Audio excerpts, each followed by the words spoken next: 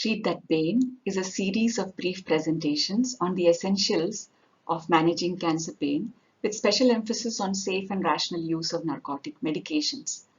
It's an initiative of the National Cancer Grid India. Every attempt has been made to keep the contents evidence-based.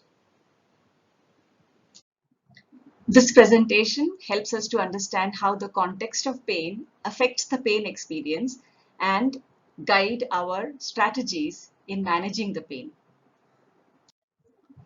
The severity of pain experienced depends on the context in which it is experienced. Along with cognition, mood, and the individual pain threshold, meaning of the pain determines the context of the patient's pain experience. For a mother, the joy of giving birth to a new life can modify the severity of the labor pain experience. And for a soldier, a grievous, painful injury at the war front may mean end of the war. In the same way, even in a cancer patient, there are multiple contributory factors that affect the context and alter the responses to analgesic therapy. Cancer pain cannot be understood by thinking of it as an acute pain of longer duration. The pathophysiology is quite different. Pain is an unpleasant subjective, sensory, emotional experience. It is an interplay of the ascending pain signals, the central processing, and the descending inhibitory pathways. The acute pain experience has an adaptive and protective purpose. The noxious state is brief. The context is benign and healing is expected. The sensory component is predominant over the emotional component, and the self-report of pain is common and gets immediate attention. Whereas the cancer pain pathophysiology is a bit different. The cancer promotes pro-nociceptive microenvironment, remodels nerve pathways, increases ectopic firing, necrosis, and acidosis, all of which can increase the pain generators and mediators, creating a state of peripheral sensitization. Even at the spinal cord level, there is increase in the pain transmitters, the NMDA receptors are stimulated, there is hyperexcitability, wind-up, and increased recruitment of spinal segments with frequency of discharge. The processing at the center gets influenced by the distressful inputs coming from other physical symptoms. The psychological symptoms such as anxiety, depression, and sleep disruption can lower the pain threshold. Overall, the anti-nociceptive descending pathway also becomes ineffective with exhaustion of its neurotransmitters. The cancer pain experience thus is an ongoing, worsening, noxious state with no known adaptive function and takes on the characteristics of a disease. The context is a reminder of death. The sensory emotional components are both high, and the self-report of pain by the patient could be lost in the planning and protocols or related to diagnosis and disease-directed treatment. Cancer pain experience is different from other chronic pain experiences. Both chronic pains of non-cancer origin as well as of cancer origin are complex mixed mechanism pain states with similar pain generating pathophysiology. In cancer, there are additional pain generating mechanisms which we have alluded to earlier. There are also high burden of the symptoms and the distresses. Besides these, body image is usually intact in patients with non-cancer origin pains, whereas it can be grossly damaged in a cancer patient due to surgery on the head and face, or mastectomies, or presence of colostomy, or response to radiation therapy, etc. This can impact the emotional and behavioral well-being of the person.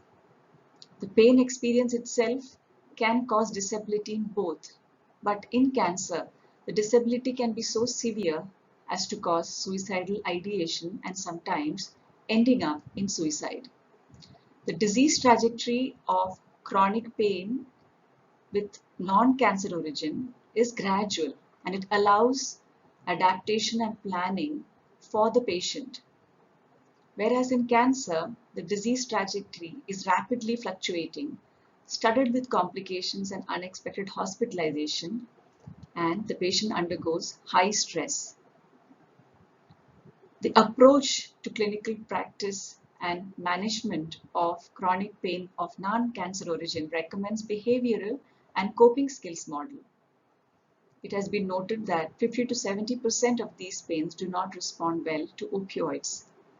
In cancer pain, pharmacological model is emphasized, although others may have a role at individual stages of the disease. Patients with severe cancer pain may not appear to us to be in pain. We as medical professionals develop an image of a patient in pain.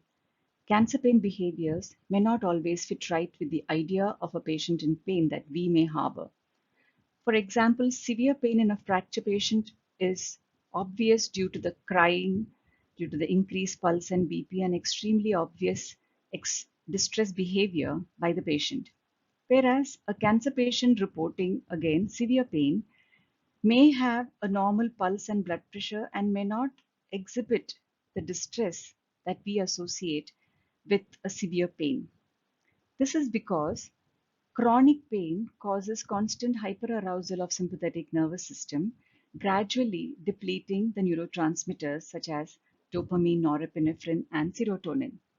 This leads to experience of fatigue, insomnia, depression, and anxiety, and a gross decline in the vegetative functions. The vegetative functions which are affected leads the patient to eat less, speak less, move less, sleep less, and cuts down most of the interactive aspects of this patient's life. Proactive specific inquiry into these dimensions would give us an idea of the severity of pain in cancer patients. Evidence indicates a robust association between the patient's appraisal of pain and the pain outcomes. It's important to recognize this aspect as a source of potential damage or as an opportunity for caring. Unremitting, unrecognized cancer pain influences the appraisal and can lead the patient to a state of total pain. Total pain is a state where pain becomes the center and core of the person's existence and being. It is a little easier to understand that pain persisting at the physical level can negatively impact the realms beyond the physical. Here, in total pain, we are talking about how distresses other than pain at physical, psychological, social, and spiritual levels worsen the overall pain experience.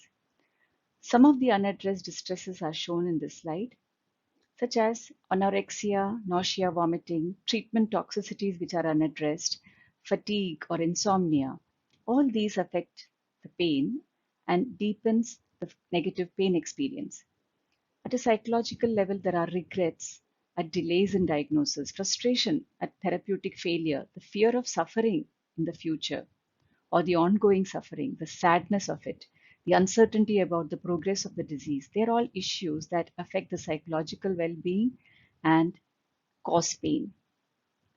The loss of validation of self, the role in the family or society, the loss of income, the fear of abandonment, or the experience of isolation due to a stigma related to the image or related to a foul-smelling wound, all of these affect the social roles of the person and can deepen the pain. At a spiritual level, the severity of pain makes the person questions themselves. Why has this happened to me? What is the meaning of a life with so much pain? Is this a punishment? The guilt and the anger and the thoughts of death distresses the person, and all these impact the pain experience. Patient perceives just pain within and without and is said to be at the state of total pain. Pain experience can be improved by modifying the context and the meanings attributed to it by the cancer patient. Central nervous system appraises the pain at two levels. Primary appraisal is contextual. Is this pain dangerous? The secondary appraisal is about the controllability. When the pain remains unacknowledged, then it stays unaddressed too. This leads to negative meaning making getting reinforced, and this lowers the pain threshold, and the pain becomes more difficult to treat. Pain is a biopsychospiritual phenomenon. The process of meaning making is imaginative and is grounded in the socio-cultural, psychic, and spiritual context of the individual. Individuals vary widely in the way they frame a situation.